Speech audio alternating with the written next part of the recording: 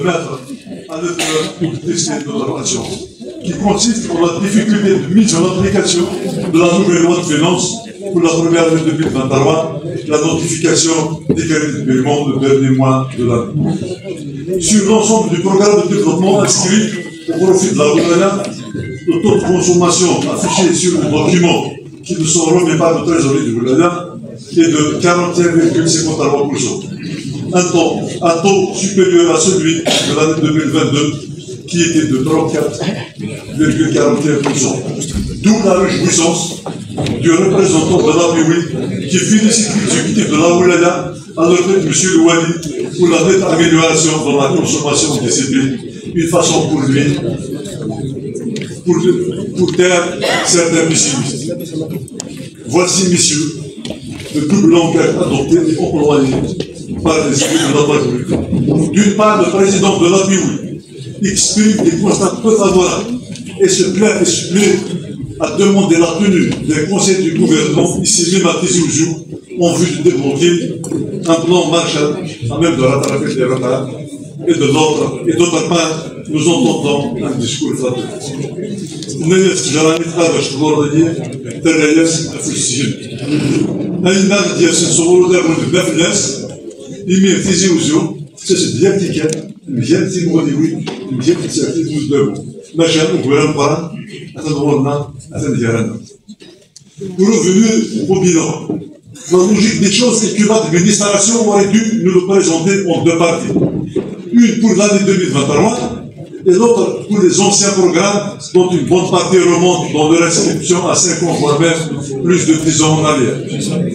Ce qui nous permettra de faire une évaluation exhaustive, juste et situer des responsabilités. Mais on a préféré entremêler les données et les chiffres pour nous noyer. On veut nous persuader et nous faire croire que le bilan est positif, alors que la réalité du terrain nous a fait ne confirme pas et ne laisse aucun doute. Dans ce cas, j'ai fait un effort de lire et d'éplucher dans le détail du bilan d'activité de 2023 contenant 89 pages. Et j'ai calculé les taux de consommation de chaque direction sur la base des autorisations de programme. C'est pas sur les CP. Parce qu'en principe, une fois que les directions consomment les CP, elles peuvent demander de la rallonge budgétaire.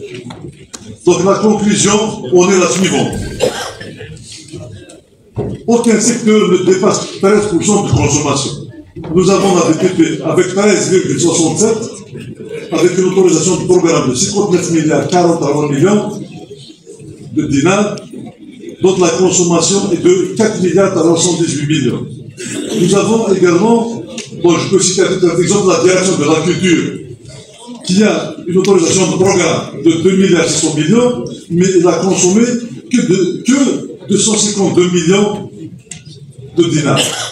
Nous avons également la direction de l'environnement, qui a une enveloppe de 2 milliards 12 millions de dinars.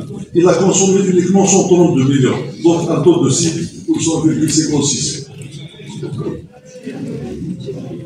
Donc, la palme d'or cette année revient à la direction de l'industrie, à la direction de l'emploi, à la direction du tourisme et de l'artisanat, ainsi que la direction des domaines avec un taux de consommation de 0%.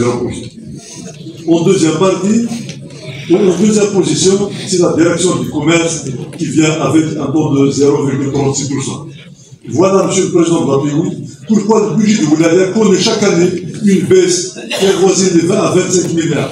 En plus des retards dans la livraison des projets, la Oulaya est pénalisée par le manque à gagner en matière de recettes fiscales, impôts et TVA. Et pour rester dans le budget, pour l'année 2024, je ne sais pas, est-ce qu'il y a de quoi s'en réjouir encore.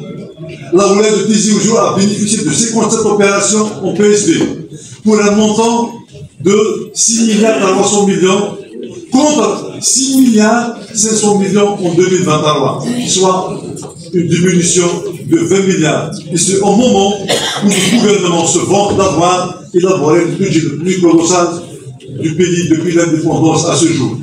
La BTP, comme l'a cité mon camarade Albert, a une dotation de 649 millions de dinars, dont 2 800 000 sont destinés pour l'entretien des ports et et 646 millions, donc soit 64 milliards pour l'entretien des routes nationales. De là, on déduit que les citoyens peuvent prendre leur mal en patience et attendre de lendemain meilleur ou la nouvelle mandature présidentielle pour voir les chemins communaux et de wilaya pris en charge. La DRE a eu une autorisation de 670 millions, soit 67 milliards. Parmi les opérations accordées à la direction, on relève l'absence de sous-programmes destinés à la réalisation de châteaux d'eau, la réalisation et la réhabilitation des addictions et des réseaux d'ALP. Ce qui est frappant le plus est que beaucoup de secteurs n'ont pas bénéficié d'enveloppes budgétaires, à l'instar de la direction du commerce, la direction du domaine, la direction du tourisme, la direction de l'industrie.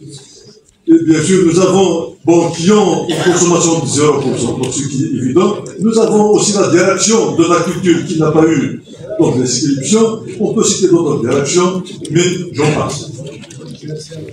Néanmoins, je pose la question sur le rôle de l'APOI en tant qu'organe délibérant et de contrôle. Est-ce que son rôle se limite uniquement à faire des constats et à verser dans les lamentations, alors que le Code de Wilaya, dans son article 80, lui confère la mission d'élaborer un plan de développement à moyen terme qui retrace les objectifs, les programmes et les moyens mobilisés par l'État dans le cadre des projets de l'État et des moyens mobilisés par l'État dans le cadre des programmes communaux de développement. S'agissant du rapport de la commission ad hoc sur la zone industrielle de Souama, deuxième point inscrit à l'ordre du jour, l'équation est simple. Il faut une volonté politique pour résoudre le problème, sans omettre que la commission n'a pas daigné inviter les Mouris à ses travaux et dire qu'il a affiché sa volonté et sa disponibilité lors de la dernière session de décembre 2023 et la question reste posée. Pourquoi je dis la volonté politique? C'est parce que la direction des domaines ne veut pas reconnaître son erreur d'avoir inscrit les terrains de la zone dans son portefeuille. Elle s'est basée sur le Senatus Consult qui lui-même porte dans l'observation que ces terrains sont un contentieux et que l'affaire est pendante devant les juridictions de l'État colonial de l'époque. Bien, les propriétaires ont eu gain de cause et possédé un jugement en bonne et due forme qui date de 1895. Afin de contrôler la vérité, les domaines nous avancent d'autres prétextes ayant trait à la non-publication du jugement, tout en sachant que cette procédure n'a commencé à être mise en application qu'à partir des années 70. Et là, si on s'en tiendrait à cette disposition, la direction des domaines peut s'en approprier tous les terrains privés des villages cabines. Il omet le facteur que la direction du cadastre, qui a pour mission de mener une opération de cadastre général du territoire de la Wilaya, n'est qu'à peu près de 30% de l'opération. Entre parenthèses, je profite de cette occasion à demander à M. le Président de programmer une session qui sera consacrée au foncier de l'État avec les deux directions. Nous allons découvrir beaucoup de choses, entre autres les facteurs qui bloquent le développement de notre Wilaya.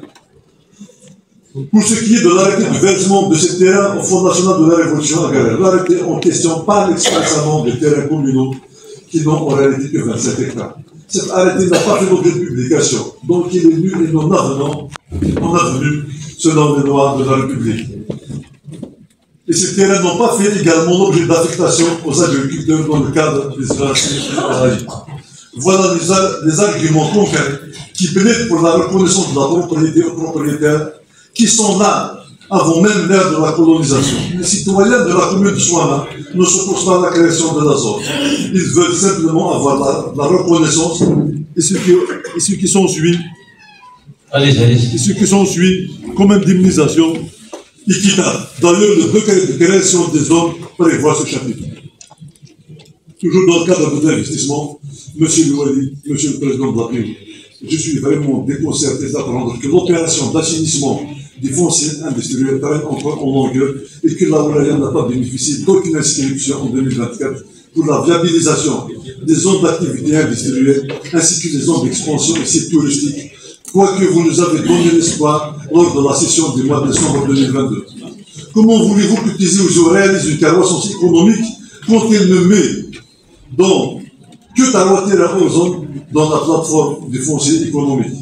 La responsabilité n'incombe pas uniquement aux directeurs de l'industrie, car dans l'opération d'assainissement, nous avons plusieurs directions, plusieurs secteurs qui interviennent, à savoir la direction du domaine, le cadastre, des Vendus, l'agence foncière.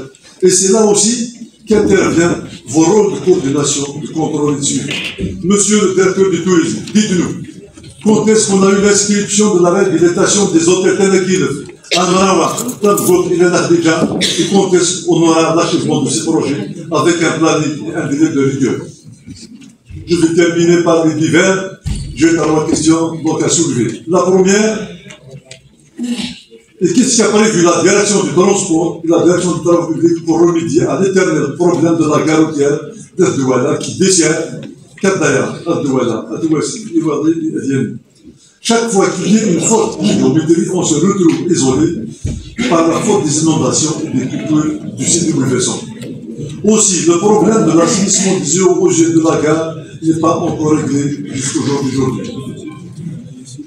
Le deuxième point, qu'est-ce qu'on a prévu aussi pour désengorger la circulation au niveau de la route nationale numéro 12, notamment au rond-point-ci après les jardins.